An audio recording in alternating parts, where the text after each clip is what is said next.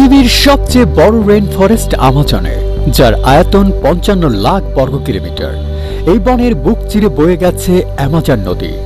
গোটা পৃথিবীর ২০% অক্সিজেন উৎপাদন করে অ্যামাজন, যে কারণে অ্যামাজনকে বলা হয় পৃথিবীর ফুসফুস।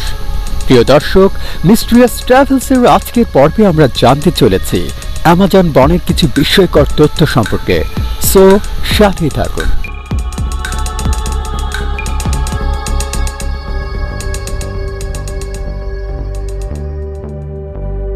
পৃথিবীর সবচেয়ে বড় বন অ্যামাজন তেমনই এক রহস্য। পৃথিবীর মানচিত্রের দিকে তাকালে সবুজে আচ্ছন্ন সবচেয়ে বড় ভাগটি অ্যামাজনের।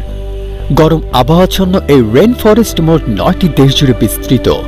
৫৫ লাখ বর্গ কিলোমিটার বিস্তৃত এই বনের অনেক স্থানে এখনও মানুষের পা পড়েনি।